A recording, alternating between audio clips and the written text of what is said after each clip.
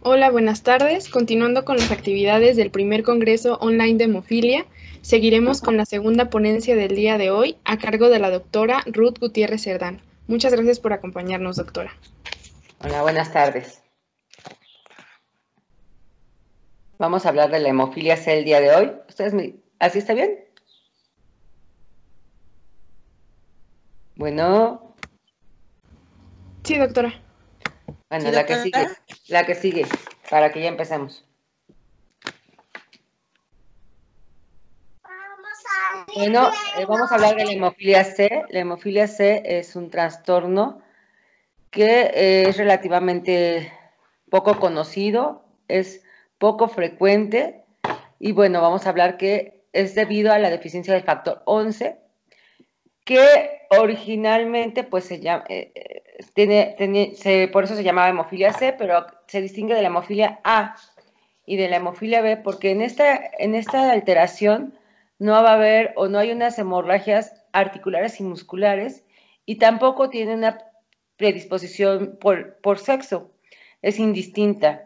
Debemos recordar que el factor 11 es un simógeno que actúa como un factor 10 activado y este es una proteasa de serina. Su concentración sérica aproximadamente es de 30 nanomoles, que varía entre 15 a 45, y fue identificado en 1953 por Robert y Rosenthal.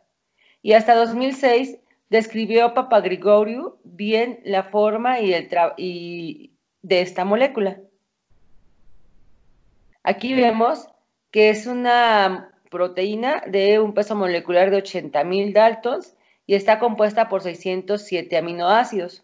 Y como vemos, tenemos diferentes rutas o diferentes acciones. Tiene 4 sitios que se conocen como manzanas. Tiene su sitio catalítico dominante, donde vamos a ver que sucede la ruptura a nivel del aminoácido arginina 369, lo que permite que se una a una leucina, y esto ocasiona que se activa, que esto es ocasionado por la ruptura o lo que causa es el factor 12. El factor 12 llega y escinde esta zona y con lo cual el factor 11 se va a activar. Y lo que es pues obviamente es una proteasa de serina que interviene en la formación y activación de la cascada intrínseca de la coagulación.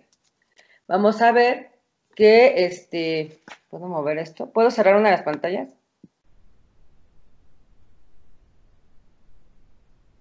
Vamos a ver que ya un producto activado está formado por 2 cadenas livianas que contienen los sitios activos y 2 cadenas pesadas que son o lo que sirven para que se una al cininógeno de alto peso molecular y a la calicreína. Aquí vemos cómo está formada, cómo se va plegando esta proteína cuaternaria y hasta que se forma o cuando se activa, pues le vamos a ver que tiene su dominio catalíticos y sus dominios donde se unen a la sinasa al cininógeno y a la calicreína. Vemos entonces que tiene una estructura activa donde está formada por las 2 cadenas pesadas y las cadenas ligeras y son los que van a estar formando la función y que están unidos por puentes disulfuro. Y bueno, ¿cuál es la función de este factor? Pues este factor es muy importante para llevar a cabo la coagulación o es implicado en la coagulación. Sabemos que que en la vía intrínseca debe de haber una lesión endotelial, una lesión tisular, y esto va a hacer que se active el factor 12, ya sea por la calicreína y el cininógeno de alto peso molecular, y esto va a condicionar que se rompa o que se escinda el factor 11, que está como simógeno, y este factor 11 activado va a su vez a poder activar al factor 10.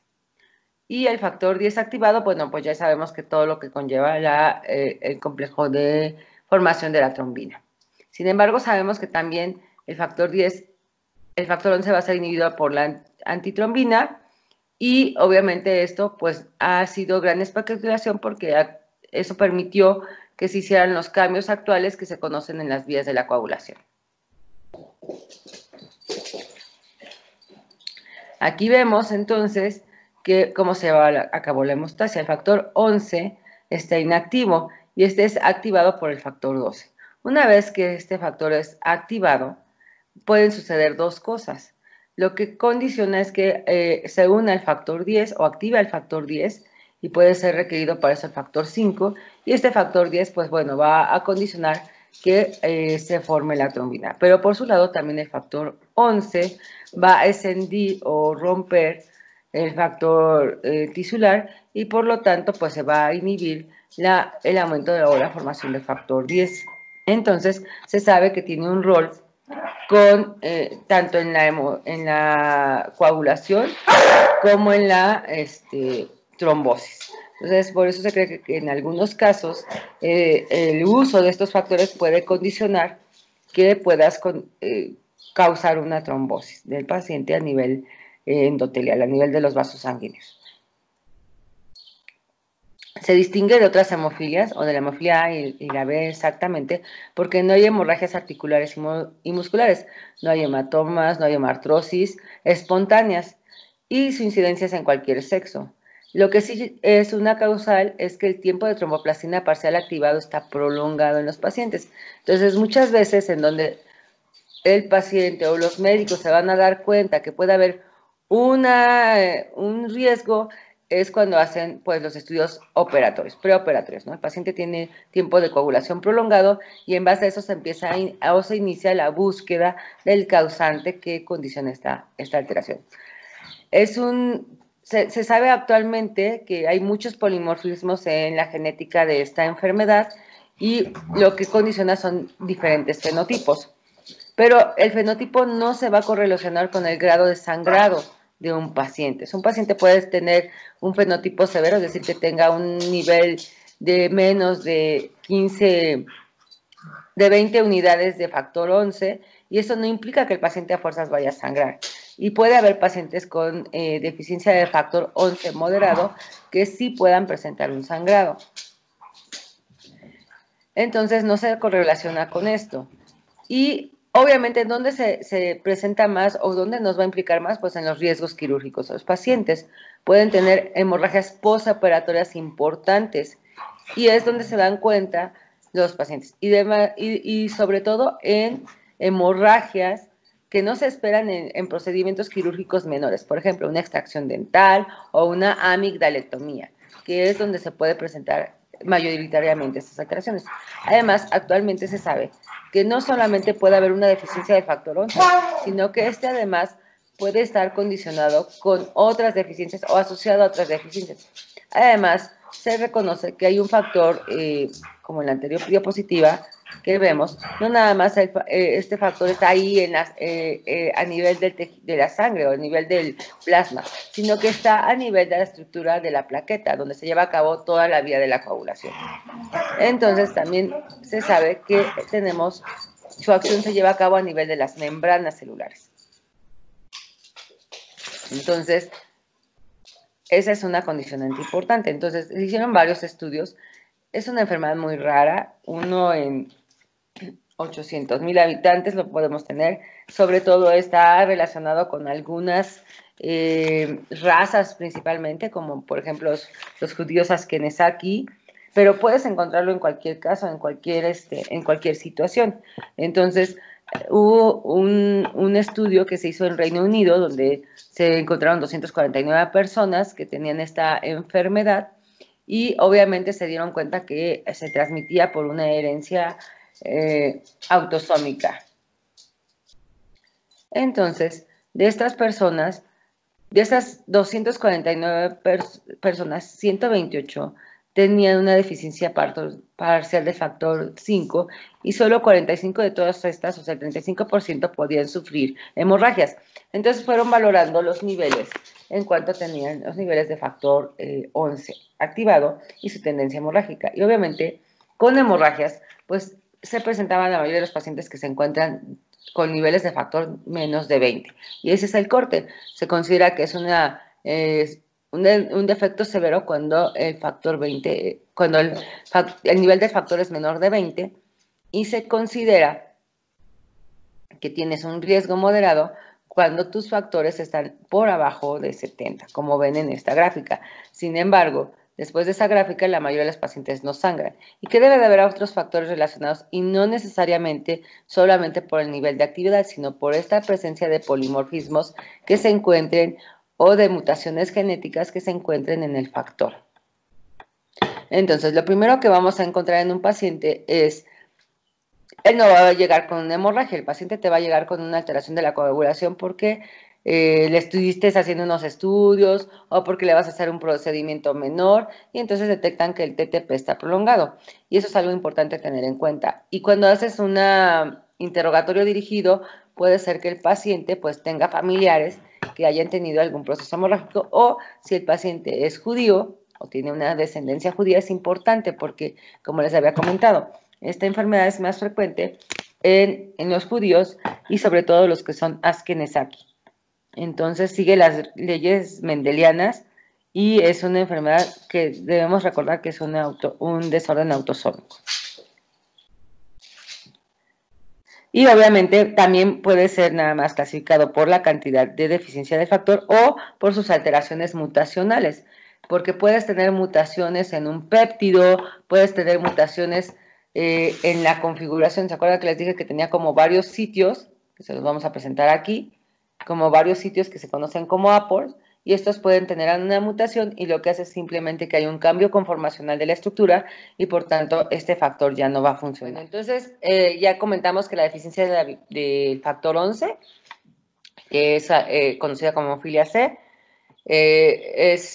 clínicamente se distingue de la hemofilia A y la B porque pues no tenemos hemorragias articulares o musculares espontáneas, pero sí tienen un TTP prolongado.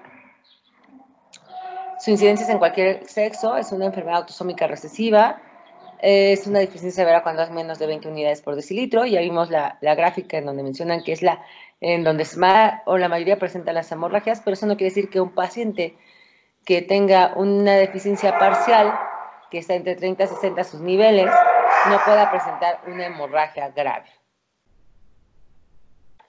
Y eso es en base a algunos estudios que se han hecho. Y obviamente estas hemorragias se presentan en la mayoría de los casos en cirugías, por ejemplo, donde hay extracciones dentales, amigdalectomías, aneudectomías, cirugías nasales y cirugías prostáticas. Y eso es porque en estas zonas debemos recordar que la fibrinólisis está aumentada. Y esto nos aumenta o nos provoca una mayor tendencia a las hemorragias. Dijimos que tiene una herencia autosómica y que debemos recordar que sí, aquí sí la raza se ha visto involucrada, entonces es particular común en judíos Ashkenazi. Debemos recordar que ellos se casan entre primos y que puede haber este tipo de alteraciones y es más o menos en el 8% de lo que presentan. En el Reino Unido, en base al estudio que se los presenta anteriormente, el trastorno es en un 5% de todos los trastornos de la coagulación en los pacientes, en los centros de tratamiento de hemofilia que tienen deficiencia del factor 11. Es lo que vamos a encontrar. Este gen se ubica en el cromosoma 4, tiene 23 kilobases, tiene 15 exones de longitud y 14 intrones. Los primeros no modifican o no codifican una parte funcional de la molécula, pero los otros del 3 al 10 tienen repeticiones sucesivas y son los que codifican los sitios activos de la molécula. Y como les había mostrado, la mayoría de las mutaciones están relacionadas con una falta de producción, una producción reducida y unas cuantas solamente se relacionan con moléculas disfuncionales. Y entonces tenemos dos tipos de mutaciones, las tipo directas del factor 10 y las tipo 2 y las tipo 3. Las tipo 2 están relacionadas con una deficiencia cuantitativa del factor y las tipo 3 con una deficiencia cualitativa del factor. Y es heterogénea, por eso también es muy difícil y es muy complejo qué paciente te va a dar una manifestación hemorrágica y a quién vas a elegirle darle un tratamiento o en qué momento elegir un tratamiento. Los tratamientos disponibles que tenemos actualmente son productos disponibles para el manejo de la eficiencia del factor 10, pues obviamente es el plasma fresco congelado. Sabemos que el plasma fresco congelado tiene todos los factores de la coagulación, entre estos el factor 11, que es estable este factor, pero obviamente pues una de las limitantes del factor, de los factores de la coagulación o del plasma más bien, es pues las cantidades que vamos a poner de este factor. También que estos pacientes pueden condicionar una gran carga de volumen. Entonces tendríamos que tener mucho cuidado con pacientes que tengan falla cardíaca, que tengan insuficiencia renal, ¿no? Y que obviamente también este factor está, el plasma fresco está contraindicado en pacientes que tengan deficiencia de inmunoglobulina A, ajá, y pues obviamente el uso de estos factores nos puede condicionar a que el paciente lleve una deficiencia o inhibidores del factor 11, ¿no? Porque actualmente también se conoce que hay pacientes que pueden tener inhibidores del factor 11 y entonces tenemos otro problema porque ahora hay anticuerpos contra el factor 11 y si de por sí tienen una poquita cantidad, al estarles dando el tratamiento, pues los vas a condicionar a un mayor riesgo de sangrado. Puedes tener otras combinaciones de factores, de alteraciones ¿cómo se llama? Podemos tener combinaciones, utilizar plasma y utilizar a lo mejor algo local, como desmopresina, ¿no? En el sitio quirúrgico. Y obviamente pues son importantes esas cosas porque son las cosas que nos deben de importar para determinar cuándo vamos a darle un tratamiento a un paciente. Y el plasma pues más o menos tiene unas concentraciones de 35 a 50 unidades por decilitros. Y obviamente, pues con todo esto del potencial transmisión de agentes infecciosos y las reacciones alérgicas, pues actualmente se utilizan también los plasmas inactivados, que obviamente se utilizan detergentes y solventes, con lo cual se tratan los plasmas frescos congelados y de esta forma son más seguros. Y la vida media, pues es más o menos de 45 horas, que es muy similar al estándar. Y obviamente, pues cuando se descongelan, pues duran más o menos unas 10. La actividad disminuye un 75 o 95%. Otros que tuviéramos concentrados del factor 11. Pero solamente tenemos 2 actualmente disponibles en el mercado. Y bueno, y brindan un buen tratamiento. En 1991 fue cuando se publicó uno de los primeros informes acerca de que si utilizabas estos concentrados podría haber efectos adversos muy negativos. ¿Por qué? Porque activabas la coagulación mediante ¿qué? Un aumento en la producción de los dímeros D. Y entonces el paciente, por ejemplo, uno de los pacientes que se mencionan, falleció después de nada más hacerle un implante de un puente coronario por una oclusión de unos injertos que tenía. Entonces, y otro murió a causa de hemorragias postoperatorias. Entonces, pues se han hecho muchos estudios para obtener algunos productos realmente que tengan una acción directa sobre la formación del coágulo, pero no tengan otros productos como la tintrombina que nos van a ayudar para que su efecto hemostático sea adecuado y no tengan este efecto fibrinolítico o trombótico. Hay varios estudios, entre ellos tenemos el factor 11 de los productos de los laboratorios BPL, ¿no? Que obviamente tiene además una alta concentración de antitrombina y por lo cuanto nos protegería de un factor 10 activador residual, lo que nos descontrolará esto. Nada más que, pues obviamente los costos son variables y se ha utilizado sobre todo en procedimientos invasores y obviamente el 91% se recupera, la medida promedio es de 52 horas y esto nos ha permitido saber. Pero sin embargo, uno de los efectos que tienen estos es que nos puede llevar a una trombogenicidad, similar a la que hacen los concentrados de complejos protrombínicos. Y también se presenta después de unos segundos de haber infuido cuando se hace una prueba. Pero puede mejorar la adición de que si tengas eso le des heparina al paciente. Entonces, son pacientes que se tienen que catalogar muy bien bajo el riesgo de hemorragia que tengan y el uso de esto. Pero cuando le agregaron heparina, pues también se han visto efectos adversos como son los sangrados. Obviamente estos estudios se hicieron en pacientes que eran mayores de edad y que pues obviamente aceptaron en estar en estos estudios, pero son los únicos que tenemos actualmente.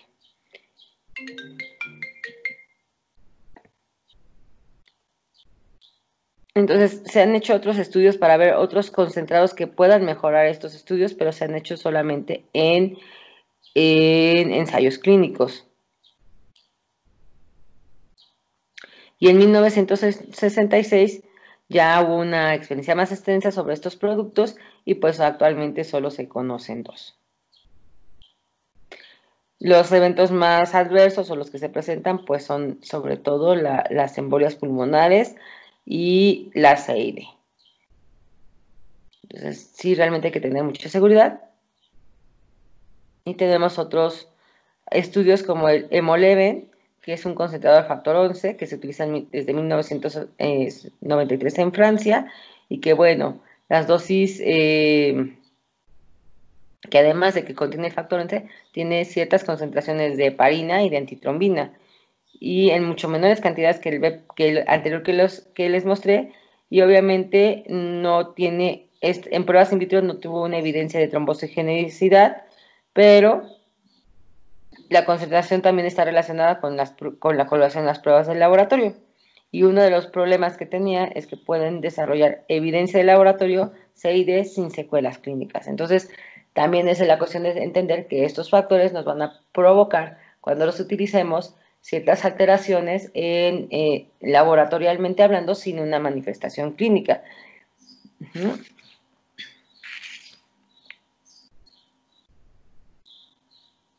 Y por lo tanto, pues los únicos dos que se han avalado son el FB y el BPL, que son eficaces, no tienen virus que sean transmitibles, pero tenemos que tener mucha precaución cuando los utilicemos, sobre todo en pacientes que tengan enfermedades cardiovasculares preexistentes y con activación de la coagulación preexistente, como ejemplo, mujeres embarazadas, puerperales o que tengan alguna neoplasia, porque en estos casos podemos tener la otra cuestión que podamos condicionarle un riesgo de trombosis al paciente.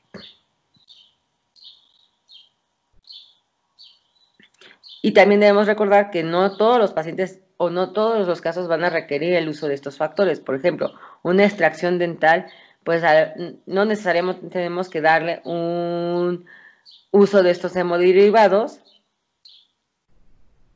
pero por ejemplo, que si vas a hacer una amigdalectomía y prostatectomía, pues seguramente los pacientes en el posoperatorio van a poder presentar una hemorragia severa.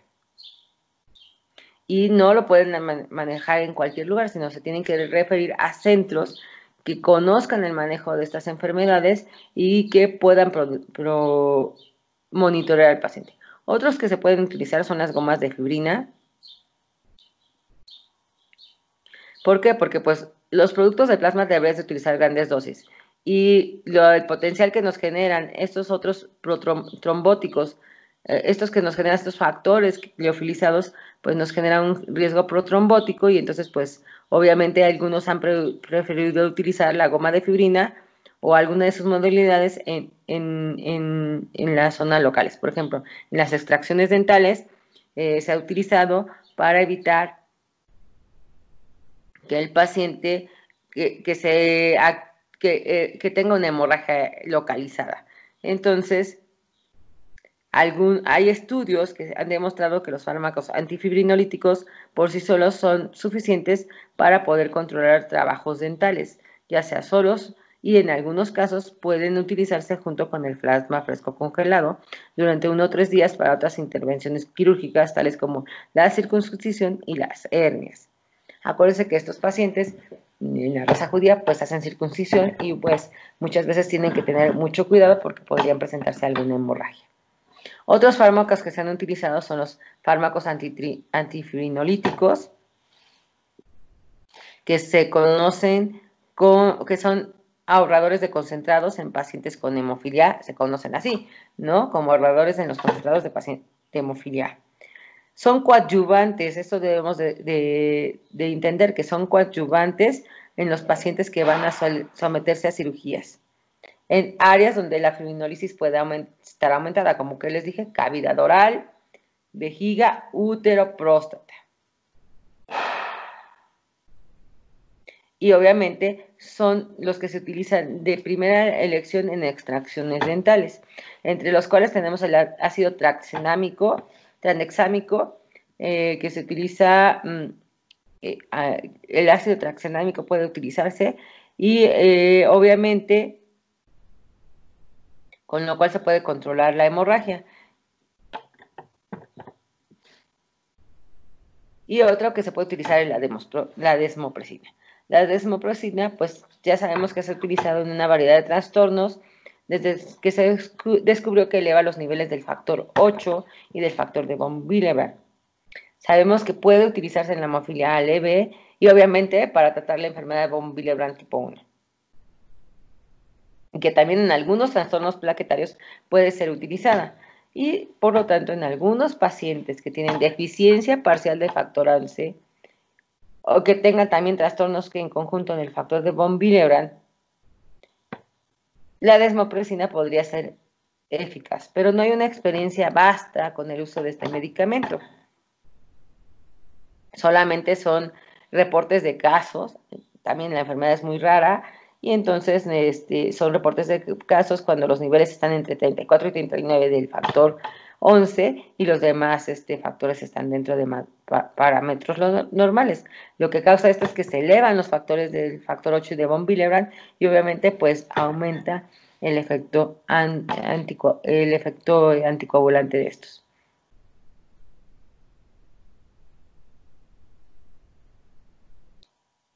Y hoy una de las ventajas de estos es que la desmopresina es seguridad y fácil de uso, ¿no? O sea, no necesitas una gran experiencia para utilizarla a diferencia de los concentrados de factor 11, que sí tiene que ser en un centro especializado, sobre todo para el monitoreo y sobre todo en un laboratorio de coagulación que sea adecuado.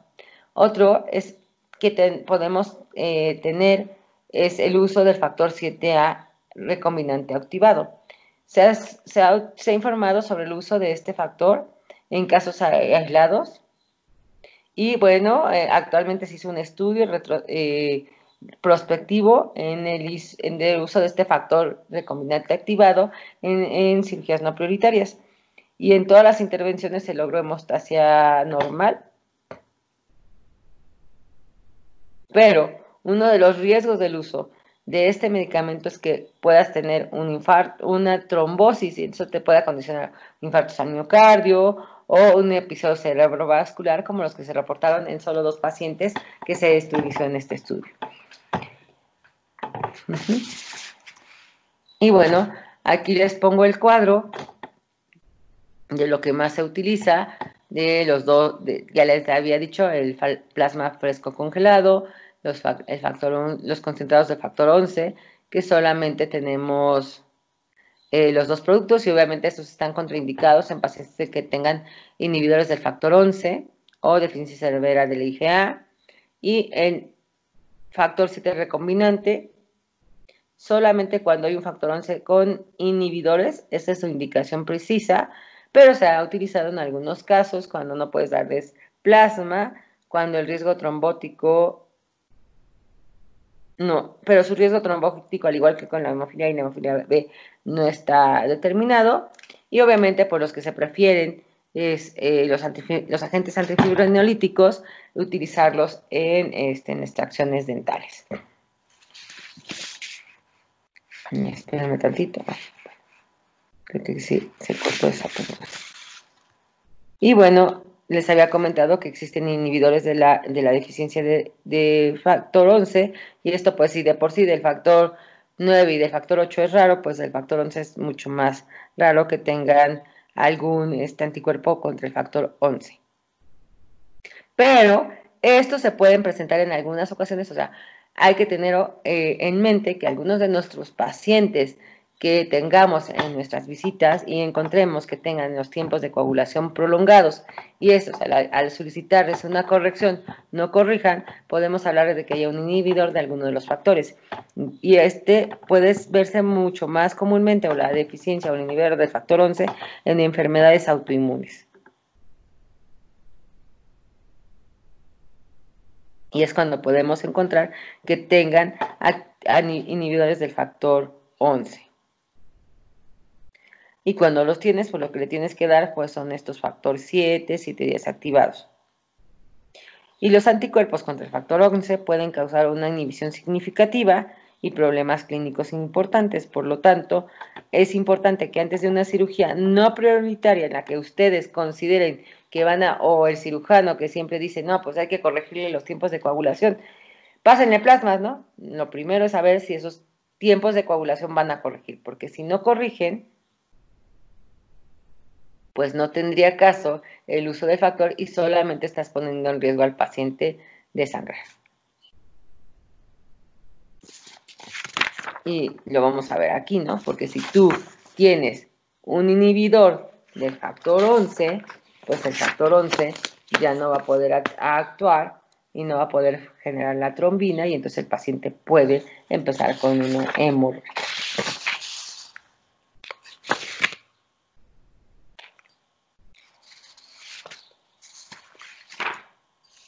Y por último, en realidad no hay mucho acerca del factor 11 porque además es una patología que no estamos constantemente pensando en ella.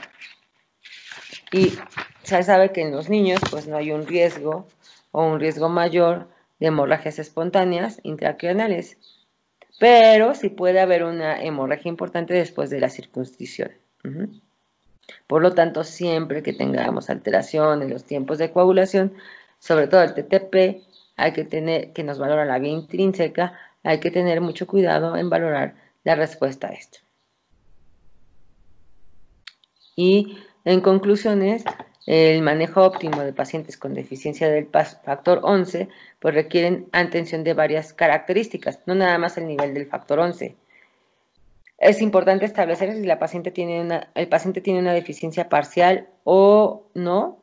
Si tiene tendencias hemorrágicas, ¿eso cómo lo vamos a determinar? Pues haciendo una historia clínica minuciosa, preguntando antecedentes personales, preguntando antecedentes heredofamiliares y si tiene algún factor adicional que le pueda contribuir a un riesgo importante de sangrado. Que debemos incluir las mediciones no nada más de los tiempos, sino del factor 8 y de todos los factores de coagulación, incluyendo el factor 11, el factor 8 y el von Willebrand.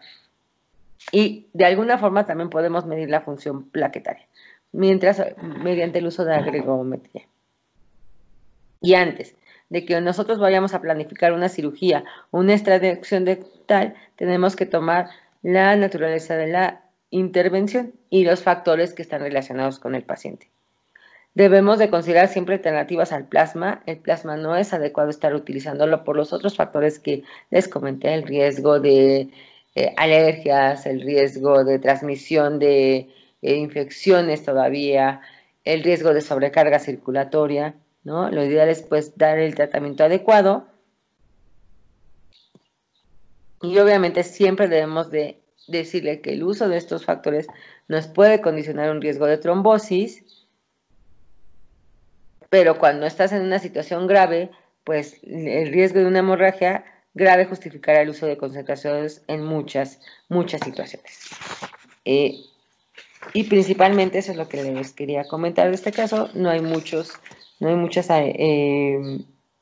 cuestiones al respecto del factor 11 porque es una enfermedad muy rara, genética, muy pocos y muy variable. No todos los pacientes van a presentar sangrado, ni siquiera cuando entran al quirófano estos pueden sangrar.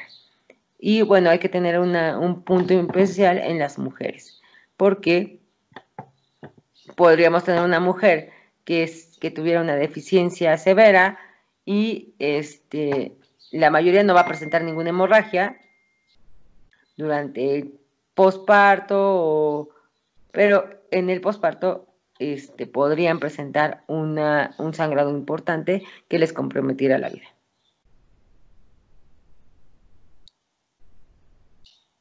Y entonces tampoco es que recomendaras que todos los pacientes que tuvieran, mujeres embarazadas que tuvieran deficiencia del factor 11, tuvieran que darles una terapia. Y lo que no se recomienda en estos pacientes es utilizar una anestesia epidural, porque aunque le pongas el tratamiento, pues tienen el riesgo de tener una hemorragia, un hematoma, y esto condicionarles una compresión.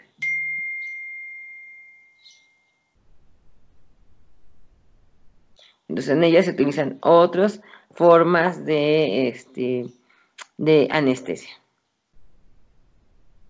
Y si tienes una historia de metrorragias importantes, pues lo podríamos utilizar. Son estos medicamentos como el ácido aminocaproico o el taxenámico, que son los antifibrinolíticos. Y siempre tomar en cuenta, siempre tomar en cuenta, pues que el origen, o sea, la raza, la etnia de estos pacientes, porque seguramente ahí podemos empezar el estudio. Solo 5% de las poblaciones que no son, que no tienen una ascendencia judía pueden presentar una alteración. Y bueno, con esto es lo último que quería platicar con ustedes. Si tienen alguna duda, podemos hacer las preguntas.